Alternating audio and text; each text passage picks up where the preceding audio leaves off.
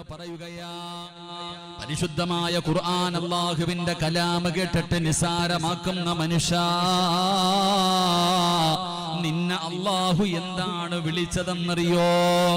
അല്ലാഹു നിന്നെ വിളിച്ചതെന്താണെന്നറിയോ? ഫമാലഹും അനി തദ്കിറതി മുഅ്രിദീൻ കഅന്നഹും ഹുമുറും മുസ്തൻഫിറാ. അല്ലാഹുവിന്റെ വിശുദ്ധമായ ഖുർആൻ, അല്ലാഹുവിന്റെ പരിശുദ്ധമായ ഖുർആൻ നിന്നെ ഉപമിച്ചത് എന്തിനോടെന്നറിയോ?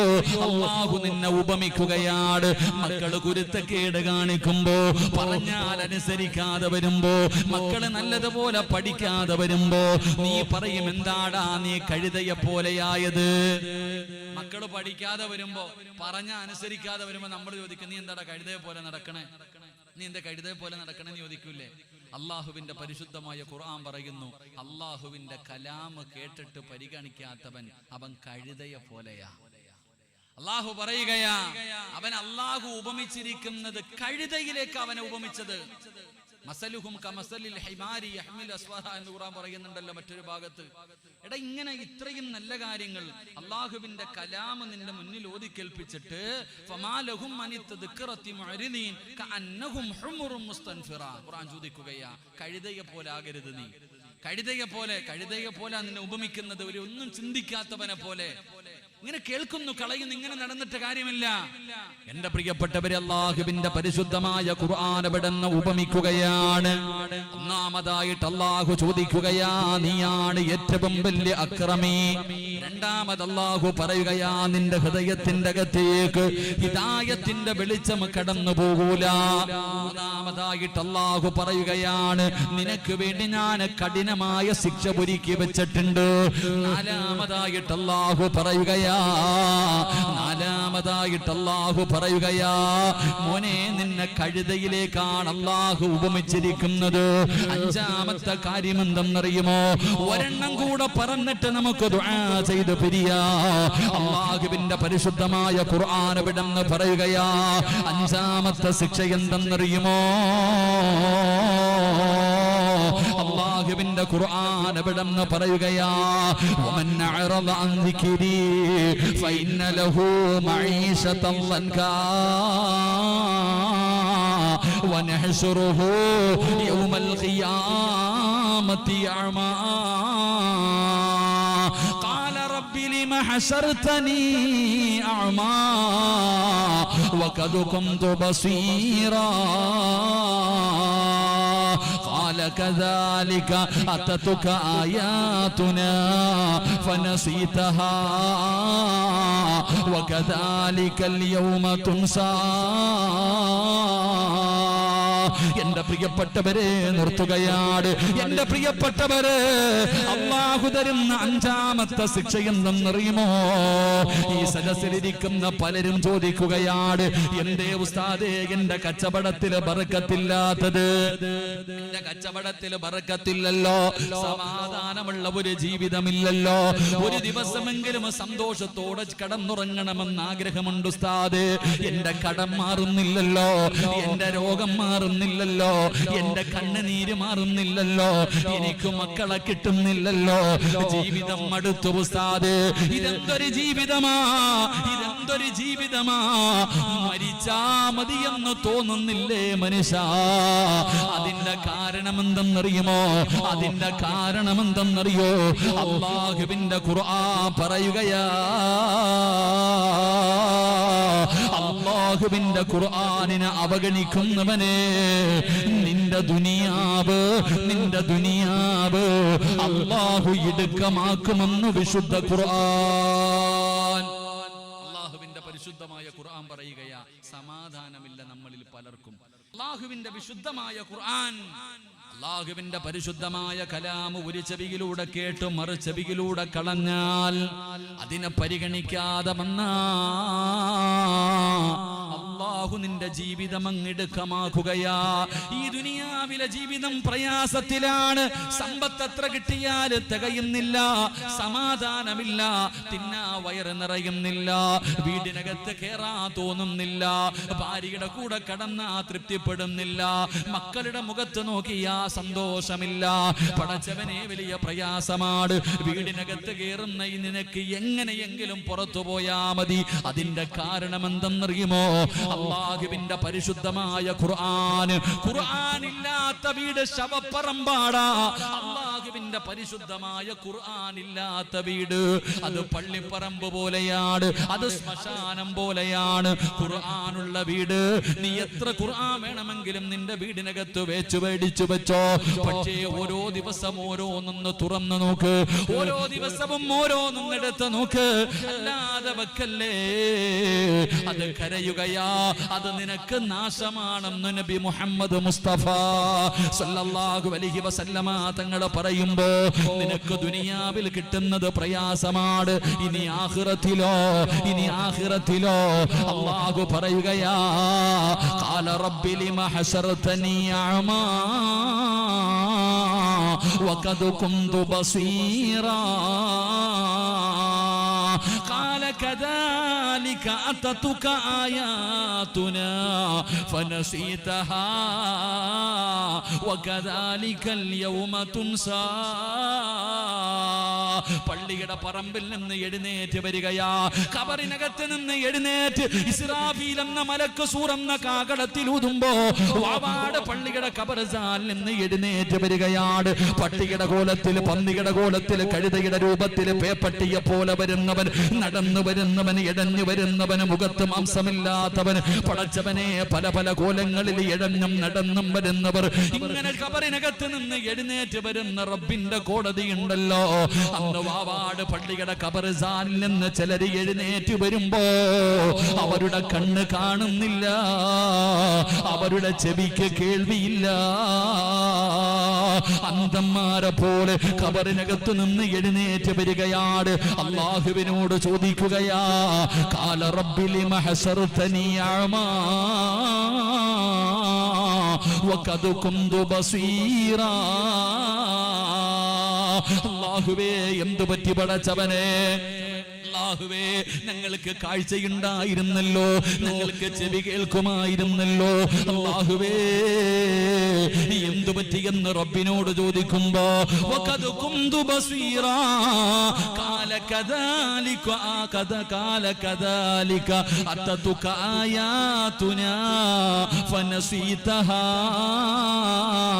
വകദാലിക അൽയൗമ തുൻസാ.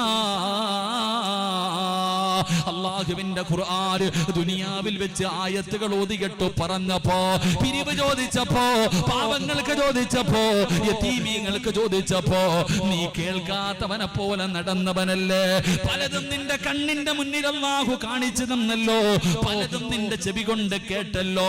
നീ കേൾക്കാത്തവനെ പോലെ, കാണാത്തവനെ പോലെ, അന്ധനെ പോലെ അഭിനയിച്ചില്ലേടാ? ദുനിയാവിൽ കിടന്ന് കളിച്ചില്ലേടാ?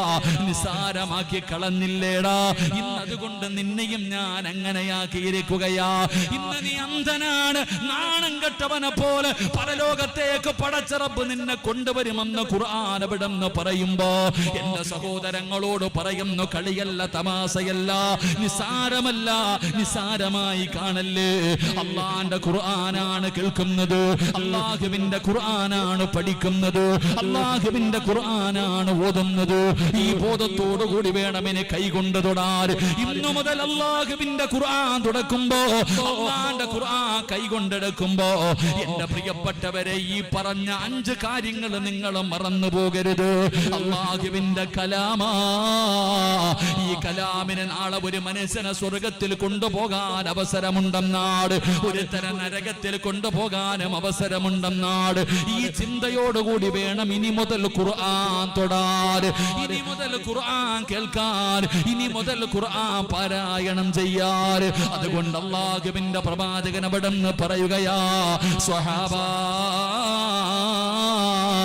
നിങ്ങൾ ഖുർആനിനെ സൂക്ഷിക്കണേ, നിങ്ങൾ ഖുർആനിനെ പേടിക്കണേ, നിങ്ങൾ ഖുർആനിനെ കുറിച്ച് ചിന്തിക്കണേ എന്ന് ആദരവായ പ്രവാചകൻ നബി മുഹമ്മദ് മുസ്തഫ. എന്റെ പ്രിയപ്പെട്ട സഹോദരങ്ങളെ, നിന്റെ ജീവിതത്തിലെ ഏറ്റവും വലിയ മോഹമെന്താ? സ്വർഗത്തിൽ പോകണമെന്നല്ല. എന്റെയും നിങ്ങളുടെയും ജീവിതത്തിൽ യാത്ര പറയുന്ന സമയം ഈമാനോടുകൂടി മരിക്കണം, ഷഹാദത്ത് കലിമ പറഞ്ഞു മരിക്കണം. അസ്റായിൽ എന്ന് പറയുന്ന മലക്ക് പടച്ചവനെ തൊണ്ടക്കുഴിയിൽ നിന്ന് റൂഹ് വലിച്ചെടുക്കുന്ന സമയം അവസാനമായിട്ട് പറയണം, ലാ ഇലാഹ ഇല്ലല്ലാഹ്. ഇത് പറഞ്ഞിട്ടേ മരിക്കാവോ? ഇത് പറയാതെ മരിക്കല്ലേ. യാ അയ്യുഹല്ലദീന ആമനുത്തഖുല്ലാഹ ഹഖ്ക തുഖാതി വലാ തമൂതുന്ന ഇല്ലാ വഅൻതും മുസ്ലിമൂൻ. അല്ലാഹു പറയുകയാ, മുസ്ലിമായിട്ടല്ലാതെ മരിക്കല്ലേ, മുസ്ലിമായിട്ടല്ലാതെ മരിക്കല്ലേ. ഈ ലോകത്തിൽ നിന്ന് യാത്ര പറയുമ്പോ ഷഹാദത്ത് കലിമ പറഞ്ഞിട്ടേ മരിക്കാവൂ. അത് പറഞ്ഞിട്ട് മരിച്ചവനാണ് വിജയിച്ചവന്. കുല്ലു നഫ്സിൻ ദായിഖത്തുൽ മൗത്ത് വ ഇന്നമാ തുവഫൗന ഉജൂറകും യൗമൽ ഖിയാമ ഫമൻ സുഹ്സിഹ അനിൻ നാർ വ ഉദ്ഖിലൽ ജന്നത ഫഖദ് ഫാസ്. അല്ലാഹു പറയുകയാ, അവനാണ് വിജയിച്ചവൻ, അവനാണ് വിജയിച്ചവൻ. ഇത് പറഞ്ഞിട്ട് മരിക്കാവൂ. ഇബ്രാഹിം നബി ദുആ ചെയ്തത് ഇതിനു വേണ്ടിയാണ്. യൂസുഫ് നബി പറഞ്ഞല്ലോ, തവഫനി മുസ്ലിമാ. അല്ലാഹുവേ റബ്ബി ഖദ് ആതൈതനി മിനൽ മുൽക്ക് വഅല്ലംതനി മിൻ തഅവീലിൽ അഹാദീസ്. മഹാനായ യൂസുഫ് നബി അല്ലാഹുവോട് പറയുകയാ, മുസ്ലിമായിട്ട് എന്നെ മരിപ്പിക്കാവൂ. പ്രവാചകന്മാർ മക്കളോട് ഉപദേശം കൊടുക്കുകയാ, വവസാ ബിഹാ ഇബ്രാഹീം ബനീഹി വയാഖൂബ് യാ ബനിയ ഇന്നല്ലാഹ അസ്തമൂതുന്ന ഇല്ലാ വഅൻതും മുസ്ലിമൂൻ. പ്രവാചകന്മാര് മക്കളോട് പണമുണ്ടാക്കാനുള്ള വഴിയല്ല പറഞ്ഞു കൊടുത്തത്. മോനെ, എവിടെ കിടന്നു മരിച്ചാലും, വീട്ടിലാണോ, റോഡിലാണോ, ഹോസ്പിറ്റലിലാണോ, ആകാശത്തിലാണോ, മോനെ എവിടെ കിടന്നു മരിച്ചാലും ഷഹാദത്ത് കലിമ പറഞ്ഞു മരിക്കണേ, ഷഹാദത്ത് കലിമ പറഞ്ഞു മരിക്കണേ. ഈമാനോടുകൂടി അല്ലാതെ നിങ്ങൾ മരിക്കാൻ പാടില്ല. അല്ലാഹുവിന്റെ വിശുദ്ധമായ ഖുർആനിലെ ആയത്തോതുമെന്ന് തീരുമാനിച്ച മുസ്ലിമേ, നിനക്ക് അല്ലാഹു തരും ബാപ്പാ. ചെറുപ്പക്കാരാ, നിനക്ക് ഈമാനുള്ള മരണം വേണോ? നിനക്ക് ഈമാനുള്ള മരണം വേണോ? വാവാട് ഉസ്താദിന്റെ മയ്യത്ത് കണ്ടപ്പോ നീ കൊതിച്ചവനാ? ഉസ്താദിന്റെ ജനാസ കണ്ടപ്പോ കൊതിച്ചില്ലേടാ ചെറുപ്പക്കാരാ? എന്തൊരു മരണമാ അല്ലാ, എന്തൊരു മരണമാ അല്ലാ, എന്തൊരു ചിരിയാ അല്ലാ, എന്തൊരു വെളിച്ചമാ അല്ലാ. 3 കഷ്ടം വെള്ള തുണിയുടെ അടിയിൽ ഇങ്ങനെ കിടന്നപ്പോഴും ഉസ്താദ് പറഞ്ഞില്ലേ, പോകുമ്പോ ഇതുപോലെ പോകണേ, പോകുമ്പോ ഇതുപോലെ പോകണേ. കാണാമെന്നവർ പറയണം, മരിച്ചാൽ ഇതുപോലെ മരിക്കണം, മരിച്ചാൽ ഇതുപോലെ മരിക്കണം. കാണുന്നവര് പറയുന്ന രീതിയിൽ നല്ല ഒരു മരണം പേടിക്കടോ മുസ്ലിമേ. ജീവിച്ചിരിക്കുന്ന കാലത്തു നീ മഹാനാണെന്ന് പറയുന്നതിൽ കാര്യമില്ലടോ. പറയേണ്ടത് എപ്പോഴെന്നറിയോ? നിന്റെ മയ്യത്ത് കാണാൻ വരുന്ന 40 പേര് പറയണം, നീ നല്ലവനാണ്, നീ നല്ലവനാണ്, നീ നല്ലവനാണ്. നീ മരിച്ചെന്ന് കേൾക്കുമ്പോ 40 പേര് നിന്നെ കുറിച്ച് നല്ലത് പറഞ്ഞാ നീ രക്ഷപ്പെട്ടടാ. അല്ലാഹുവിന്റെ റസൂൽ എന്ന് പറയുമ്പോ ഒരു നല്ല മരണം വേണമെന്ന് കൊതിക്കുന്നവര്, ഈമാനുള്ള മരണം വേണോ? ഈമാനുള്ള മരണം വേണോ? ഈ ആയത്ത് നിങ്ങൾക്ക് പാരായണം ചെയ്യാൻ പറ്റുമോ? അല്ലാഹുവിന്റെ ഖുർആനിനെ ബഹുമാനിക്കാൻ പറ്റുമോ? അല്ലാഹു തരുന്ന പ്രതിഫലം പറയാ, എന്റെ കയ്യിൽ നിന്ന് വെറുതെ പറഞ്ഞതല്ല. മഹാനായ ആദരവായ പ്രവാചകൻ നബി മുഹമ്മദ് മുസ്തഫ സല്ലല്ലാഹു അലൈഹി വസല്ലമ തങ്ങളുടെ സഹാബിയ മഹാനായ സഅദ് റളിയല്ലാഹു തആല അൻഹു. സഅദ് തങ്ങളുടെ ചരിത്രം അറിയുമല്ലോ. 30ാമത്തെ വയസ്സിൽ മുസ്ലിമായി, 36ാമത്തെ വയസ്സിൽ വഫാത്തായ സഹാബിയ. മഹാനായ സഅദ് തങ്ങൾ വഫാത്തായപ്പോ 6 കൊല്ലം മുസ്ലിമായി ജീവിച്ച സഹാബി മരണപ്പെട്ടപ്പോ അല്ലാഹുവിന്റെ അർശ് കുലുങ്ങുകയാ. അല്ലാഹുവിന്റെ അർശ് പോലും കുലുങ്ങുകയാണ്. 6 കൊല്ലം മുസ്ലിമായി ജീവിച്ച ഒരു സ്വഹാബി മരിച്ചപ്പോ അല്ലാഹുവിന്റെ അർശ് കുലുങ്ങുകയാ. പടച്ചവനെ, എല്ലാവരും വേദനയിലാണ്, എല്ലാവരും പ്രയാസത്തിലാണ്. സഅദ് തങ്ങളുടെ മുഖത്ത് വല്ലാത്ത സന്തോഷമാ, ചിരിച്ചുകൊണ്ട് കിടക്കുകയാണ്. ചുണ്ടിൽ പുഞ്ചിരിയാണ്, മുഖത്ത് വല്ലാത്ത പ്രകാശമാണ്. കാണുന്നവർ പോലും അത്ഭുതത്തോടെ നോക്കുകയാണ്.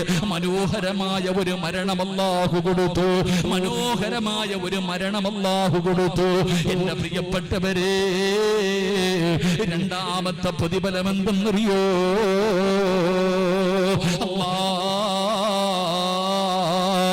വാവാട് പള്ളിയിൽ ഒരു ദിവസം വിളിച്ചു പറയുന്നു, ഇന്നാ ലില്ലാഹി വ ഇന്നാ ഇലൈഹി റാജിഊൻ.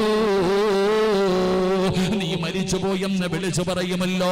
നാട്ടുകാരും കുടുംബക്കാരും ജനങ്ങൾ മുഴുവനും നിന്റെ വീട്ടിലേക്ക് കടന്നു വരുമല്ലോ. വീടിന്റെ പരിസരത്ത് ടാർപ്പ വലിച്ചു കെട്ടി ചെറിയ ചൂടുള്ള വെള്ളം കൊണ്ടുവച്ചു നിന്റെ ജനാസ കൊണ്ടുവന്ന് കുളിപ്പിക്കുമല്ലോ. അല്ലാഹുവേ,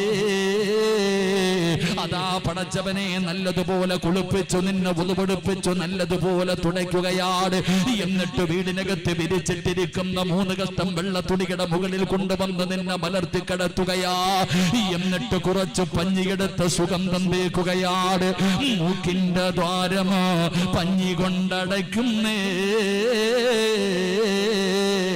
കാണേണ്ടവർ കണ്ടോ, ഇതാ പൊതിയുന്നേ. മയ്യത്തുകട്ടിൽ തോളിലേക്കുയരുന്നേ, പുരയ്ക്കുള്ളിലപ്പോൾ രോദനം ഉയരുന്നേ. അരുമക്കിടാങ്ങൾ വാപ്പയെ വിളിക്കുന്നേ, അതിനുത്തരം നൽകാതെ നീ കിടക്കുന്നേ. ഇങ്ങനെ ഒരു ദിവസം നിനക്ക് വരാനുണ്ടടാ. വാവാട് പള്ളിയിൽ നിന്ന് മയ്യത്ത് കെട്ടിൽ വന്നോ, എന്നെ കുളിപ്പിച്ചൊരുക്കി കൊണ്ടുവന്നോ. കാണേണ്ടവരൊക്കെ കണ്ടു, പൊതിഞ്ഞെടുത്ത് വെക്കുമല്ലോ. ആരാടാ ചുമക്കേണ്ടത്? ആരാ വാപ്പമാരെ നിന്റെ ജനാസ ചുമക്കേണ്ടത്? കള്ളു കുടിക്കുന്നവനാണോ? വ്യഭിചരിക്കുന്നവനാണോ? നിസ്കരിക്കാത്തവനാണോ? അല്ലാഹുവിന്റെ ഖുർആനിനെ ബഹുമാനിക്കാത്തവനാണോ? ആരാ നിന്റെ ജനാസ ചുമക്കേണ്ടത്? മഹാനായ ആദരവായ പ്രവാചകൻ നബി മുഹമ്മദ് മുസ്തഫ സല്ലല്ലാഹു അലൈഹി വസല്ലമ തങ്ങൾ സഅദ് തങ്ങളുടെ ജനാസ കൊണ്ടുപോകുമ്പോ തള്ളവരള കുത്തിയിട്ട് നടക്കുകയാ. അവിടുന്ന് തള്ളവരള കുത്തിയിട്ട് നടന്നു പോവുകയാണ്. ജനാസ ചുമക്കുന്ന സ്വഹാബികൾ പറയുകയാ, ഭാരമില്ല, ജനാസയ്ക്ക് ഭാരമില്ല. അല്ലാഹുവിന്റെ റസൂലിനോട് ചോദിക്കുകയാണ്, നബിയേ, യാ റസൂലല്ലാഹ്, അല്ലാഹുവിന്റെ നബിയേ, ജനാസയ്ക്ക് ഭാരമില്ല നബിയേ, തള്ളവരള കുത്തിയിട്ട് നടക്കുന്നത് കണ്ടല്ലോ നബിയേ, എന്തു പറ്റിയെന്ന് അല്ലാഹുവിന്റെ പ്രവാചകനോട് സ്വഹാബത്ത് ചോദിക്കുമ്പോ റസൂലുള്ളാഹി പറയുന്നു, സ്വഹാബാ,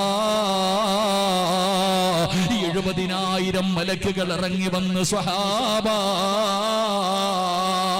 നടക്കാ സ്ഥലമില്ല സഹാബ, എനിക്ക് നടക്കാ സ്ഥലമില്ല സഹാബ, തള്ളവരള കുത്താനാണ് എനിക്ക് സ്ഥലം കിട്ടിയത്.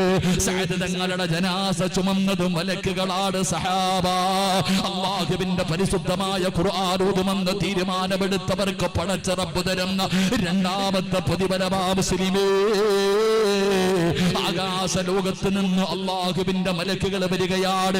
സൗദിയുടെ ഭരണാധികാരിയല്ല, ഇന്ത്യയുടെ പ്രധാനമന്ത്രിയല്ലടാ, അല്ലാഹുവിന്റെ പരിശുദ്ധമായ മലക്കുകളുണ്ടല്ലോ. ആകാശ ലോകത്ത് നിന്ന് ഇറങ്ങി വരുന്ന ഒരു മരണം അല്ലാഹു നിനക്ക് തരികയാണ്. അത് മാത്രമല്ലല്ലോ, സഅദ് റളിയല്ലാഹു തആല അൻഹുവിന് വേണ്ടി ഖബർ കുഴിക്കുന്ന മനുഷ്യനുണ്ടല്ലോ, അവിടുന്ന് ഖബർ കുഴിച്ചു കൊണ്ടിരിക്കുമ്പോ സുബ്ഹാനല്ലാഹ്, മണ്ണിന് പോലെ സുഗന്ധമാ. കബറിലെ മണ്ണിന് പോലും സുഗന്ധമാ. ആ മനുഷ്യൻ അത്ഭുതമാവുകയാണ്. അവിടുന്ന് കബറ് കുഴിക്കുന്ന മനുഷ്യനുണ്ടല്ലോ, കബറിന്റെ പണി കഴിഞ്ഞപ്പോ അവസാനം മണ്ണ് വാരിയെടുക്കുകയാണ്. 6 അടി മണ്ണിന്റെ കബറ് കുടിച്ചിട്ട് അവസാന കബറിനകത്തിരുന്നിട്ട് അവിടുന്ന് റബ്ബേ കബറിലെ മണ്ണ് വാരിയെടുക്കുകയാ. കബറ് കുടിച്ചവൻ പോലും കരയുകയാ, കബറ് കുടിച്ചവൻ പോലും കരയുകയാ. അല്ലാഹുവേ, എന്തൊരു ഭാഗ്യവാ സഹോദരാ. ഈ നാട്ടിലെ പാവാട് കബറ് കുടിക്കുന്ന മനുഷ്യനെ നിനക്കറിയുമെങ്കില് ചെന്ന് ചോദിക്കടോ, ചെന്ന് ചോദിക്കടോ. ആരുടെയെങ്കിലും ജനാസ കബറടക്കാൻ സാക്ഷാൽ വാവാട് ഉസ്താദിന്റെ കബറ് കുടിച്ച മനുഷ്യനോട് ചോദിക്കടോ. എന്തെങ്കിലും അനുഭവം ഉണ്ടായിട്ടുണ്ടോ? എന്തെങ്കിലും പ്രയാസം അനുഭവപ്പെട്ടോ? എന്തെങ്കിലും ബുദ്ധിമുട്ട് തോന്നിയിട്ടുണ്ടോ? ഇല്ലടോ മനുഷ്യ, ഇല്ലടോ മനുഷ്യ. അല്ലാഹുവിന്റെ പരിശുദ്ധമായ ഖുർആനിനെ ഹൃദയത്തിൽ കൊണ്ടു നടന്ന മഹാരാ. എങ്ങനാ മനുഷ്യ?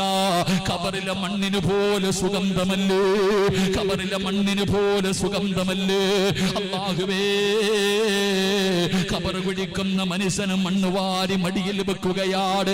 കബറടക്കി തന്റെ വീട്ടിലേക്ക് കടന്നു ചെന്നു. രാത്രി നോക്കുമ്പോ അല്ലാഹുവേ കസ്തൂരിയെ പോലെ വാസിക്കുകയാ. സഅദ് തങ്ങളുടെ കബറിനകത്ത് നിന്ന് വാരിയെടുത്ത മണ്ണുണ്ടല്ലോ, ആ മനുഷ്യന്റെ വീട് മുഴുവനും അവിടെ നിന്ന് വല്ലാത്ത സുഗന്ധമാ, വല്ലാത്ത സുഗന്ധമാ. അവസാനം ഈ കബറ് കുടിച്ച മനുഷ്യനുണ്ടല്ലോ, സഅദ് റളിയല്ലാഹു തആല അൻഹുവിനെ സ്വപ്നം കാണുകയാ. സഅദ് തങ്ങളുടെ സ്വപ്നം കാണുകയാ. അവിടെ നിന്ന് ചോദിക്കുന്നു, സഅദേ